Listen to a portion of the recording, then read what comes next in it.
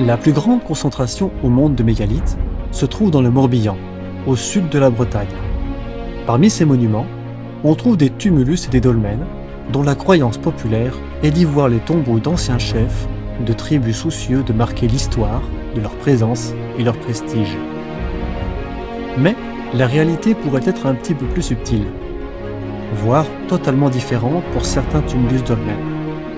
En effet, dans ces tumulus, comme celui de Saint-Michel, les premiers archéologues n'y découvrirent pas de sépulture, mais un mélange de terreaux, de cendres, de magnifiques objets en pierre polie, et des débris osseux provenant d'oiseaux, de mammifères et quelques rares débris humains.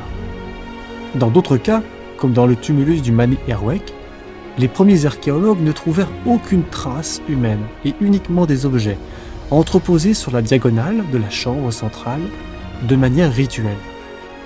Se peut-il que les tumulus et les dolmens purent servir à tout autre chose que de simples sépultures? C'est ce que notre enquête suggère, mettant en évidence un alignement de plusieurs dolmens sur une distance de près de 8 km.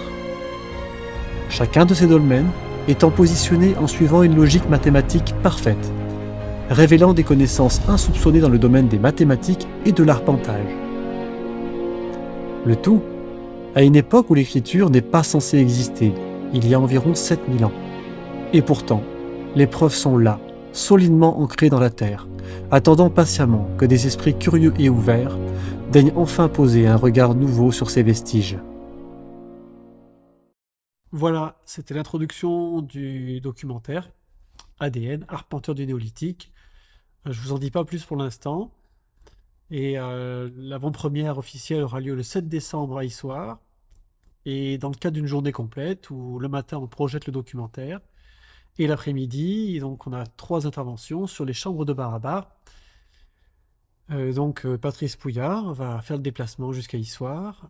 Il y aura également Gilbert Marguerite, qui est un des tailleurs de pierre qui avait fait un rapport qui est publié sur le site BAM Investigation, et un rapport donc à partir des scans bruts qu'il a pu étudier. Et puis moi également, je ferai une intervention sur les chambres de Barabar, dans cet après-midi. Et puis il y aura un temps d'échange avec les 3 intervenants, voilà, une sorte de temps où on peut tous échanger sur ces questions-là. Il y a une quarantaine de places en tout. Euh, Comme voilà, on est au centre de la France, il y a peut-être des gens qui viennent de loin. On a la possibilité de proposer une vingtaine de places d'hébergement qui sont, je dirais, gratuites, hein. C'est quelque chose qu'on a avec un partenaire.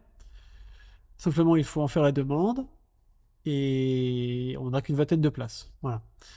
Donc, il faut faire juste un petit mail quand vous réservez, un petit message pour dire voilà, est-ce qu'il reste des places pour l'hébergement et si oui, eh bien, on vous garde une place ou deux. Voilà, qu'est-ce que je peux vous dire d'autre? Donc, les recettes qui sont collectées sur cet événement vont servir pour deux associations, c'est-à-dire Artefact, celle avec laquelle on produit le reportage que vous allez voir, qui a été fait par un professionnel. Et puis également pour le travail dans le cadre du projet de Inca Enigma par exemple, ou d'un Barabar 2 que Patrice a dans les cartons peut-être. Voilà, donc c'est ça l'objectif de cette journée, et c'est aussi bien sûr de rencontrer des passionnés et de pouvoir partager ensemble euh, ce type de recherche, ces découvertes-là, et donc de passer un bon moment sur la journée. Voilà ce que je peux vous dire un petit peu sur cette journée du 7 décembre. Euh, je vous en dis pas plus, peut-être juste expliquer moi ce que je vais vous présenter sur Barabar, parce qu'il y a des choses que j'avais pas vues pour la première recherche que j'ai fait dessus, mais dont je me doutais qu'il y avait ça, j'avais juste quelques éléments, mais j'avais pas eu le temps de creuser plus loin, et depuis que le film est sorti, j'ai pris le temps en 2024 de me replonger là-dedans, et d'aller vérifier des éléments que je voulais vérifier. Notamment dans le film, si vous vous rappelez, euh, lorsque Patrice présente la métrologie des chambres, il y a une phrase qui explique que le yard de Barabar déduit varie sensiblement, de manière précise, d'une chambre à l'autre.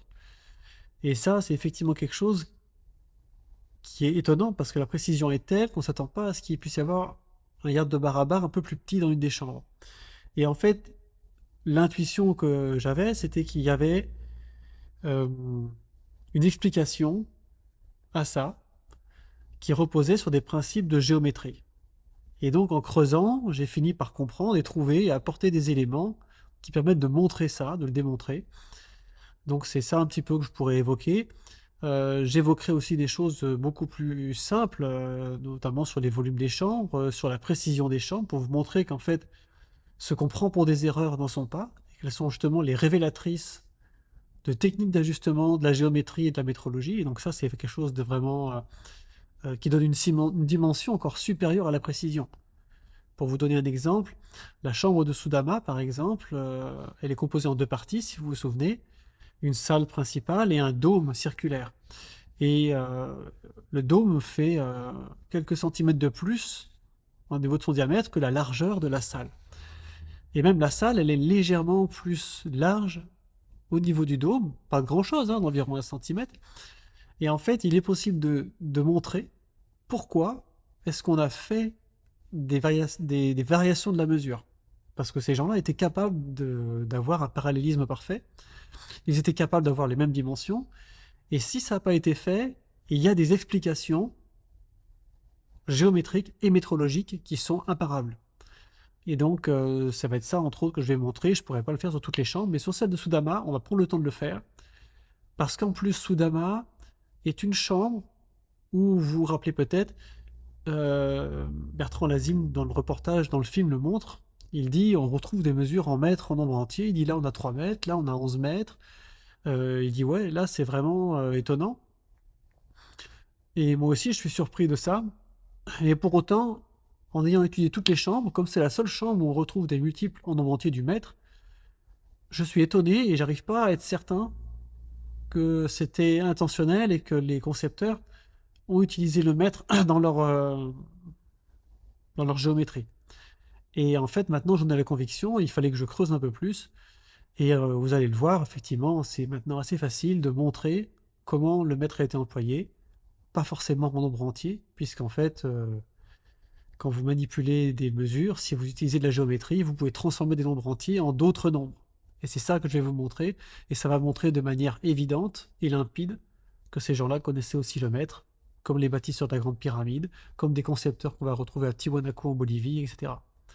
Donc évidemment, ça, ce sont des éléments de preuve d'une très ancienne connaissance, très ancienne, qui soutiennent par exemple des idées avancées par Graham Hancock d'une civilisation mère, pourquoi pas, euh, mais voilà, avec un autre procédé de recherche, quoi, en passant par les connaissances, les principes appliqués en géométrie, en métrologie, qui s'ils sont les mêmes, peuvent difficilement être le fruit de populations qui ne se sont jamais rencontrées ou dont les connaissances n'ont pas diffusé. Et c'est un changement radical.